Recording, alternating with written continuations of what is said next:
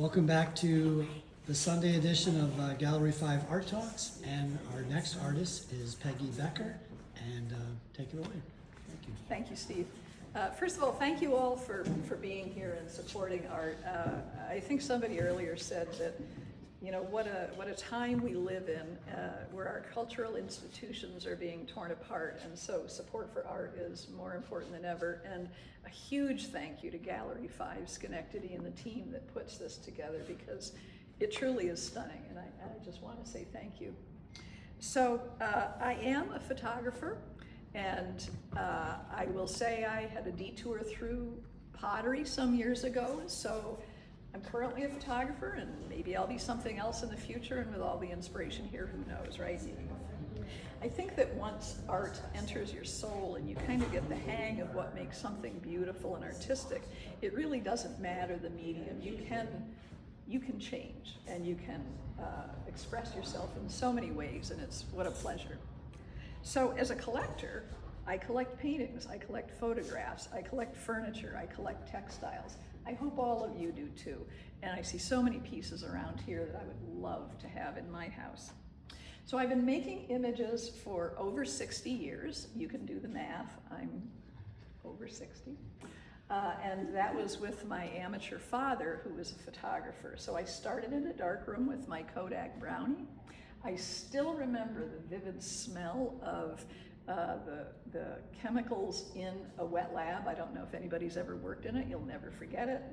But I'm really happy to be with a modern technology and computers, not a smelly wet lab. Let me tell you a little bit about my vision and what art through photography is for me, and how I express myself that way. First of all, I think Tina, you said it.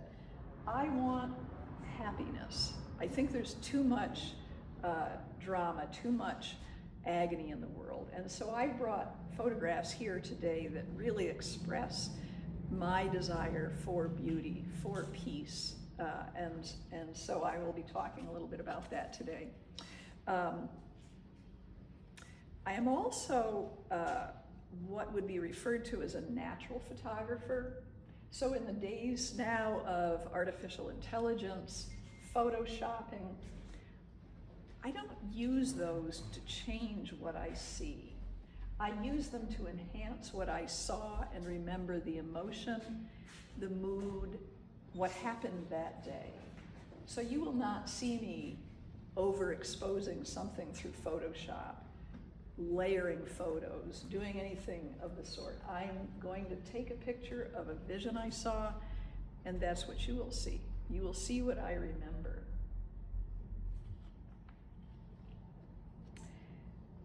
One of the things that I do is to return to the same subject many times. You know, I'm really jealous of artists who work in oils, watercolors, and others, because you can see a scene and you can add the emotion, you can add the mist, you can add the whatever it happens to be. I can't. I have to be there when it's happening. So I scope out a lot of my art. And so, for example, you can't see it now. I'm going to talk about it in a little while, and we'll turn to it. But it's a photograph of a plant from my garden. Well, every day that plant is out, I am out in the garden, because it catches dew, it catches rain, it catches the light, it catches all sorts of things that you can only see when you're there, when that's happening. And so I probably have about 1,000 different versions of that image, but that particular one had the right undulation, had the right texture, had the right amount of water on it to make it just what my vision was for that. So I'm very patient, I'm very persistent, but I'm natural. I wasn't going to go out and just snap a photo of that leaf and plunk water droplets on it. So making a photograph in camera is really only the beginning of my process. And as I said, I'm a natural photographer. I don't change a lot of things. But Ansel Adams, one of the most famous photographers, once said that your negative is the score. Your print is the performance. What did he mean by that? Okay, everybody has an iPhone or an Android or something in your pocket, right? When you take a picture with that, it renders it pretty nicely. It's got a little computer in there that means you take the picture, you get the shot, you're done. Well, the kind of cameras I use don't. They take a very flat picture. It gets all the light, it gets all the colors, but when I download it, it's not ready to be seen. And in fact, you could even do a little test yourself. If you go out and look at a beautiful scenery, try closing one eye. That's how my camera sees an image. In fact, my husband has saved me from walking into more trees, light poles, rocks, because I'm walking around with one eye, trying to find, what is it about a scene that makes it beautiful, because I've only got one eye and it's my camera. But then after that, we download it to a processing. What do? I look for the brightness. Is it as light as I remembered, or was it a little darker? Does it need more contrast to make it 3D? Because as I said, you got one eye, except the 3D is what you see with two eyes. So I'll change the contrast in a photograph. Then you ask, well, were the colors correct? I don't know. Did I take it in shade? If I did, it's probably a little bit blue. Did I take it in the golden hour? It might be a little too yellow.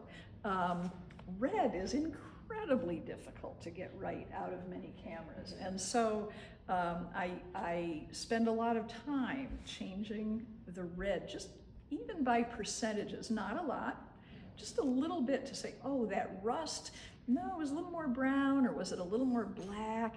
And adjusting those tones using the post-processing programs that I have. But you haven't heard me say, oh, I take the HDR and I just take that slider and I slide it all up. No, I don't do that. It's very, very, very carefully done. So I'd like to talk a little bit about these photographs for a moment, give you a sense of what was going on. As I said, I was going for beauty. I was also going for peace and some classic photographs. So, of course, we have the classic New England dory in Martha's Vineyard. I have the classic Vermont barn in the mist in a valley. And in a minute, we'll go over and talk about the beautiful little leaf that is from my garden. Let's talk about the dory first. I have to guess most of you have seen a shot very similar to this, but most photographers, they focus on the dory, they focus on the light that's on the side, and then what they do is they take the dory and the water and they miss everything else.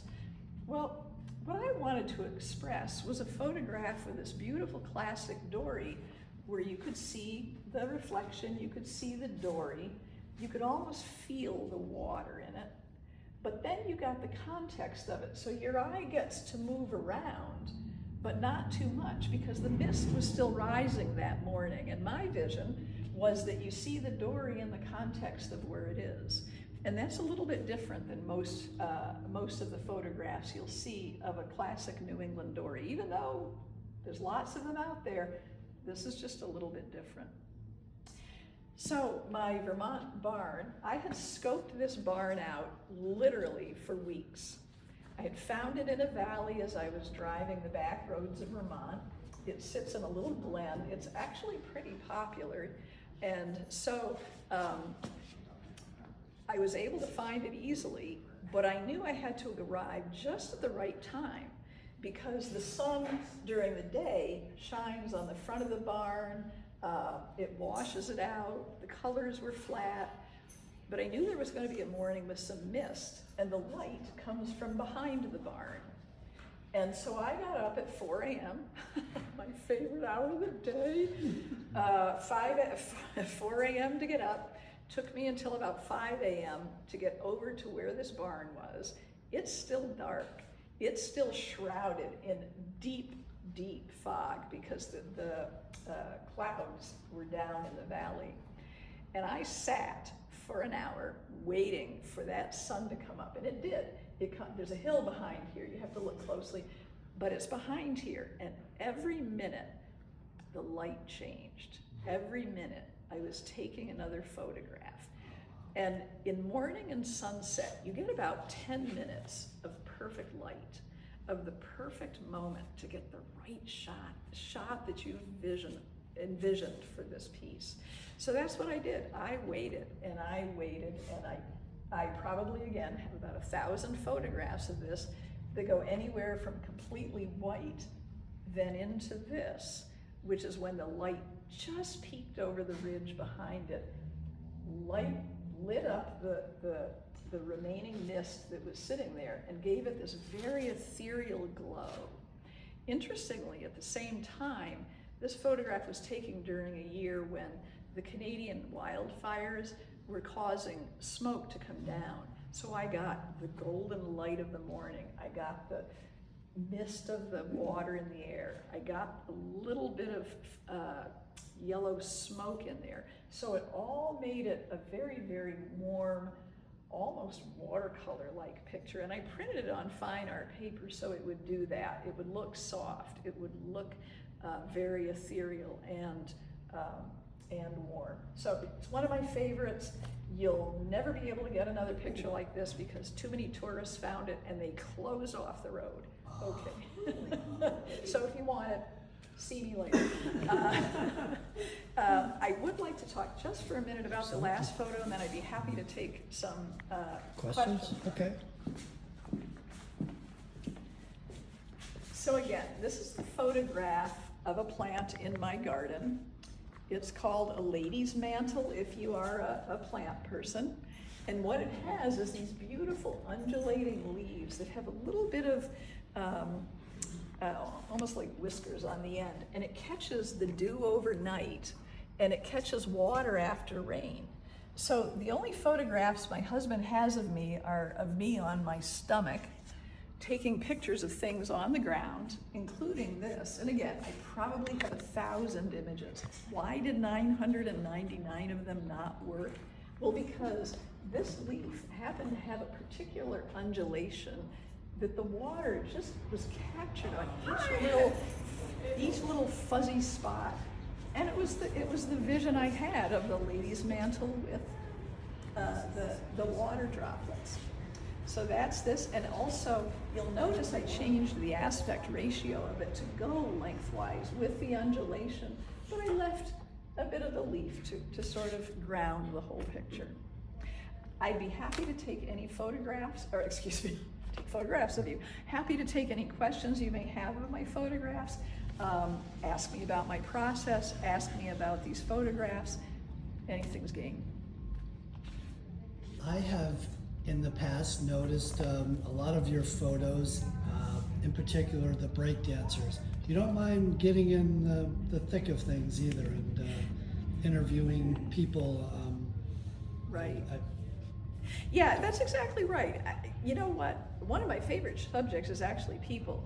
And the reason is because, you know, as we're standing here, Steve, little muscles in your face will change. Well, now the break dancers were going crazy. They were, you know, they were flipping, they were flying, their head was about, 2 inches off the ground. I love people for that reason. But you're absolutely right. I'll talk to people. I'll also get down, like those break dancers.